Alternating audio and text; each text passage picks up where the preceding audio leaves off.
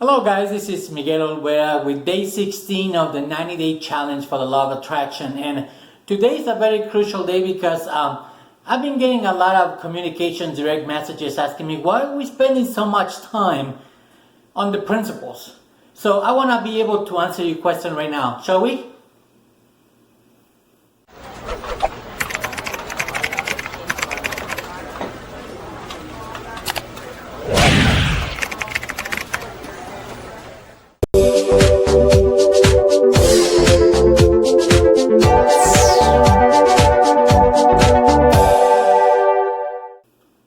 Hello guys, this is Miguel Olvera, and today we're gonna discuss why we're spending so much on the principles.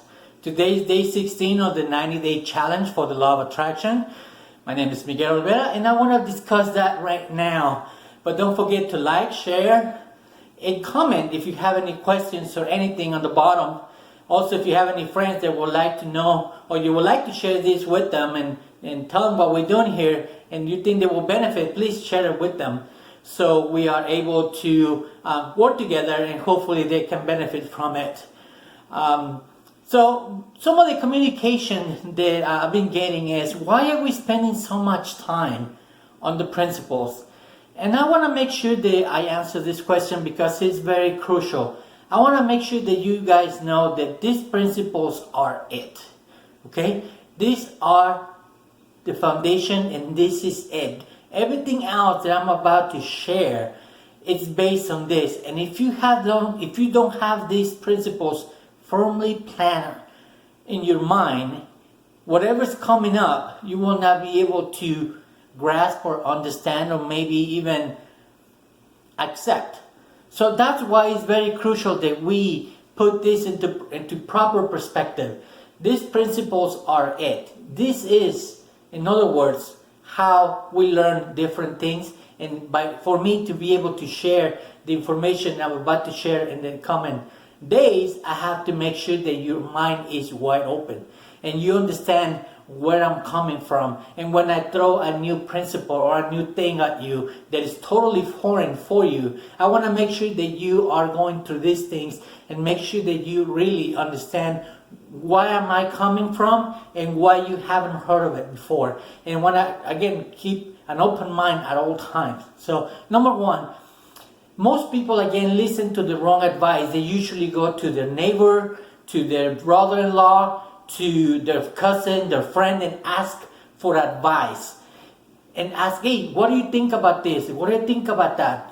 Most of the time, these people don't even think. So, if they're not familiar with what you're trying to accomplish, unless they are your mentor, don't ask them for any advice because they're probably not going to give you the proper advice. Again, unless they are your mentor. So, if you have a certain question, make sure that you find the answer from an credible person that is actually doing, what you wanted to do. So once again, when I first started this program or this 90-day challenge, I told you guys, if you guys want to become a fantastic chef, you have to learn to cook from a chef, from a person who actually knows what to do in the kitchen. You know what I mean? So that's exactly what I'm saying. So that's one of the first things that I want to take out. The second one is the low teachability index. Everybody goes through this. Remember, we'll have to have a willingness to learn and a willingness to accept change. If we don't have any of those, remember you have to score 10 on each. If you have a low willingness to learn, let's say you have a 5 and you have a 10 in willingness to accept change, 10 times 5, it's 50. We have to score 100. That's the point. You have to score 10 times 10 equals 100. You have to be 10 on both. If vice versa, if you have a 10 on the willingness to learn, but you have a 2 in willingness to accept change, 10 times 2 is 20. You're not there yet. That's why I'm trying to emphasize this so importantly. And that's why I want to make sure that you guys understand what I'm trying to come from. Okay? You have to score 100 on the teachability index. Both of them have to be a 10. 10 in willingness to accept change and 10 in willingness to learn. Number 3 is most people are stuck. And I'll say most people, including me. Sometimes I get stuck on the wrong side of the training balance scale. I'm stuck on the how. How am I supposed to do this? I don't see how. My circumstances outside are not pointing in the right direction. I don't have enough money. I don't have enough time. I just come up with tons and tons of excuses. I just imagine everybody goes through the same thing. So if we are focusing on the wrong side of the training balance scale, definitely we're not going to do anything, especially if we are focusing on outside circumstances and letting those circumstances determine how we're supposed to think or how we're supposed to act. So it's very important that you don't let the outside circumstances or the how or the techniques stop you from getting what you want. You have to be focused on the other side, on the motivation, inspiration, dreams, desires, things like that. Remember, that is one of the reasons that I'm emphasizing so much. The last one is don't spend enough time.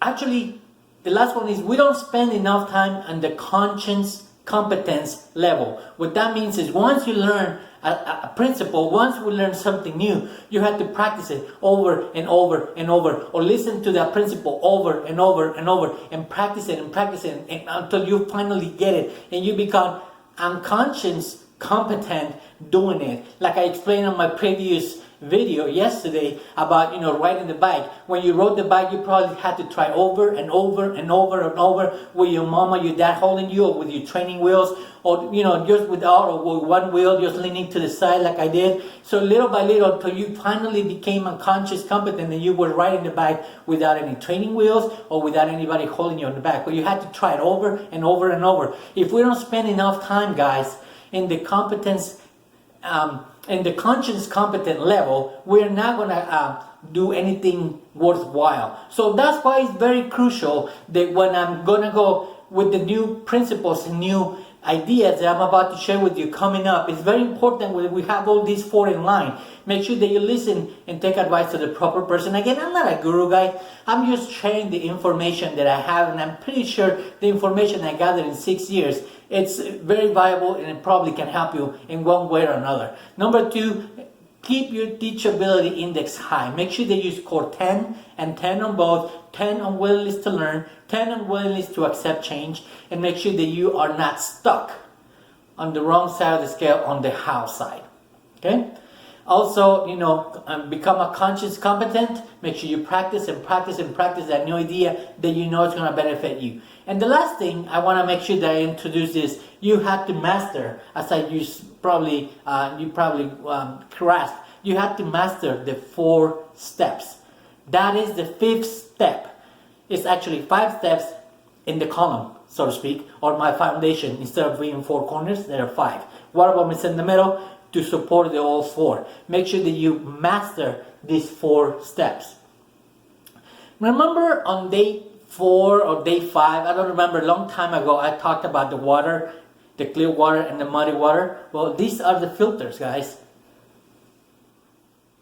In case if you forgot, this is the information that you want, the clear water. And this is the information you currently have, okay? You have the muddy water. In order for you to be able to get clear water out of this, you have to put your mind through these 4 filters for you to be able to put this to the filter to get this. Because if I am pouring my information on top of yours, it will become muddy. So the secret is to be able to put this muddy water through some filters in order to come out, make sure that it comes out clear. That is what I'm trying to accomplish, and that's what I'm trying to illustrate here, guys. So please, make sure that you focus on these 4 principles, and that's why I emphasize so much on them.